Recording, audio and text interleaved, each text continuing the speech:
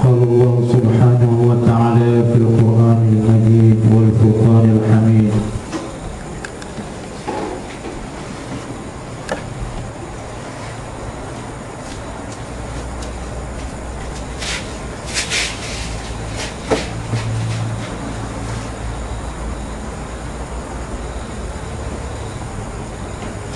وإن كنتم في ريب مما نزلنا على عبدنا فأتوا بسورة من مثله وادعوا شهداءكم من دون الله إن كنتم صادقين فإن لم تفعلوا ولن تفعلوا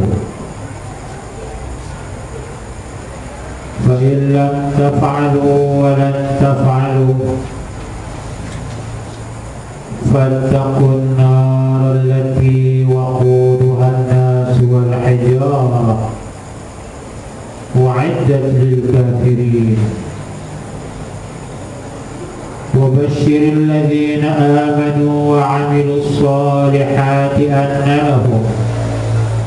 أن لهم جنات تجري من تحتها الأنهار كلما رزقوا منها من ثمرة رزقا قالوا هذا الذي رزقنا من قبل وأتوا به متشابها ولهم فيها أزواج مطهرة وهم فيها خالدون.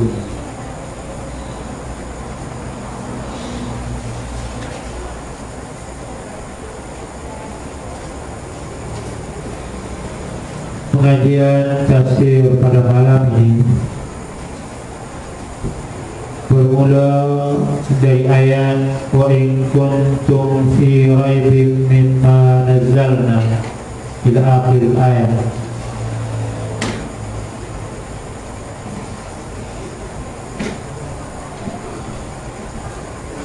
Ayat ini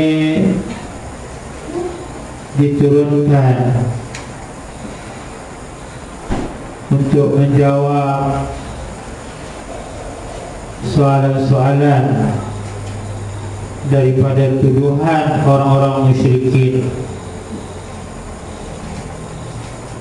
yang mengatakan bahawa Al-Quran itu adalah buatan Nabi, adalah rekaan Nabi sallallahu alaihi wasallam.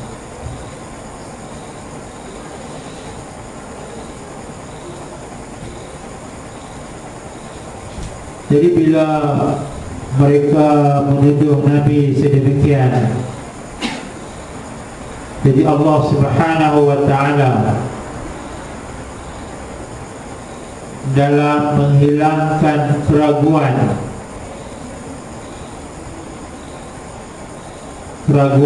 mereka itu mengenai Al-Quran ini, maka Allah Subhanahu wa taala telah mencabar mereka dengan beberapa ayat yang lagi akan datang.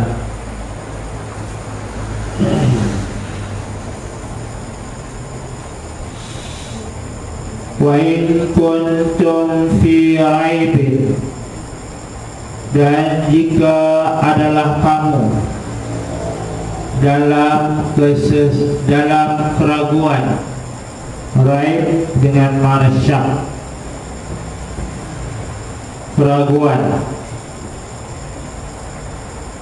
Apakah keraguan yang ada pada mereka itu? Yaitu keraguan bahawa Al-Quran itu datang dari Allah.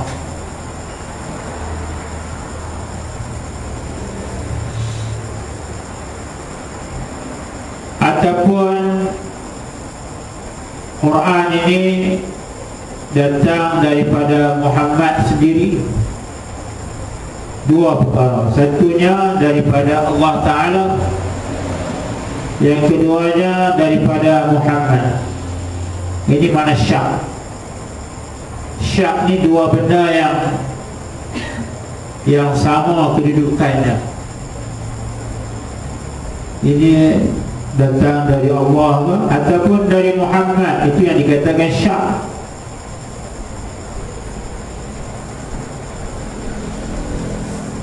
Mimma nazzalna ala abdina, daripada apa yang kami turunkan ala abdina, ke atas hamba kami. Mimma ini ialah daripada kalam ataupun daripada bacaan yang kami telah turunkan ke atas hamba kami. Abdina iaitu Muhammad. Jadi mereka syak, sama ada kalam itu dari Allah ataupun kalam itu dari rekaan Muhammad sendiri, kan? Atau min indillah, annahu min indillah, adakah atau annahu, bahasanya daripada sisi Allah. Mereka ragu tentang perkara itu.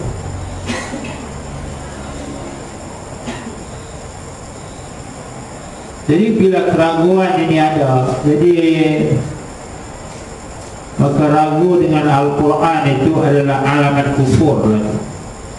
Alamat kufur, alamat kafir. Jadi Allah Ta'ala beri cabaran terhadap mereka ini dalam memastikan bahawa Al-Quran itu memang dari Allah Subhanahu wa Ta'ala. Fa'tu bi suratin min mithli, maka kamu tolong datangkan dengan satu surah seumpamanya. Jadi kalau kamu kata itu daripada Muhammad, bukan daripada Allah Ta'ala, sekarang ni kamu tolong buat. Karena Muhammad itu manusia, kamu pun manusia. Muhammad bercakap Arab, kamu pun bercakap Arab, dan kamu di antara afsahil Arab. Jadi orang-orang Quraisy ini adalah dari kalangan mereka yang bijak, bercakap bahasa, fetah berbahasa.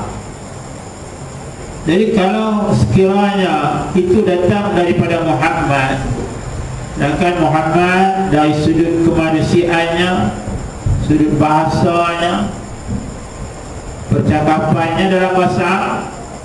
Jadi kalau Muhammad itu reka sendiri, bukan daripada Allah Ta'ala, jadi kamu juga boleh buat macam mana Muhammad juga. Itu Allah Ta'ala cabar mereka, tolong bawa satu surah yang sama dengannya, Al-Munazzal, yang sepertinya yang diturunkan itu. Maksudnya seperti Al-Quran, misluhu fil balaghati wa husnin nazmi wal ikhbari anil ghaibi. Jadi sama dengan Al-Quran itu dari segi balaghahnya, dari segi kesusteraannya, dari segi ketinggian bahasa, dari segi kehalusan bahasa, kehalusan isyaratnya, dan kalimah yang jami', kalimah yang pendek mempunyai makna yang banyak. Ini balaghah. Dan bagus susunan ayat tadi, antara satu ayat dengan satu ayat, antara satu cerita dengan satu cerita, antara satu hukum dengan satu hukum. Cantik susunannya. husnul nazmi, susunan ayat itu. Dan juga di dalam Al-Quran berita-berita mengenai perkara yang gaib, yang ghaibi. Ini ada terdapat di dalam setiap surah, sama ada banyak ke sedikit ke. Walaupun surah itu pendek, tapi ketiga-tiga perkara ini memang ada. Walaupun kita membaca surah Wal-'adiyati dhabha Fal-muriyati qadha, cuba kita lihat dari segi balaghahnya, kesustraannya sangat tinggi. Dan perkara-perkara yang lain tentang syurga, tentang neraka, tentang hari kiamat, ini bukanlah datang daripada Nabi Muhammad SAW, tetapi ianya datang dari Allah Azza wa Jalla. Jadi Allah Ta'ala cabar orang-orang musyrikin Makkah ini, supaya mendatangkan satu surah yang standing dengan Al-Quran, yang sama dengan Al-Quran. Dan maksud kata surah itu ialah laha awalun, baginya ada awal. Kalau kita kata iftitah ya, macam bismillah, surah Fatihah dimulai dengan alhamdulillah, diakhiri dengan ad-dallin. Jadi itu dikatakan satu surah. Dan qul huwallahu ahad, di awal surahnya la qul, di akhirnya ahad. Jadi ini yang dikatakan surah, baginya awal dan baginya akhir sekurang-kurangnya 3 ayat. Ini yang paling kurang sekali. Ini cabar, Allah Ta'ala mencabar orang-orang musyrikin Mekah ni. Adakah mereka boleh buat ataupun tidak? Wada'u syuhada'akum, wada'u syuhada'akum, dan panggillah yang menjadi saksi terhadap kamu. Syuhada daripada syahid, syahidun, syuhada'u. Ini bukan syahidun dah. Ini syahidun, yang menjadi saksi kamu, yaitu Tuhan-Tuhan kamu yang kamu sembah akannya. Jadi batu-batu, ukiran-ukiran, berhala-berhala yang kamu sembah itu, dia akan jadi saksi terhadap kamu di hari akhirat kelak, bahawa kami ini telah disembah, kami telah dipuja, kami telah dipohon itu dan ini. Ini dia akan jadi saksi Allah Ta'ala di hari akhirat kelak. Dan panggillah berhala-berhala kamu, Tuhan-Tuhan kamu yang kamu sembah di dunia ini, yang akan menjadi saksi kamu di hari akhirat kelak, selain dari Allah Ta'ala. Untuk apa? Untuk bantu kamu membuat satu surah tadi. Panggillah, ajaklah berhala-berhala itu, atau ghairihi, lain dari Allah Ta'ala,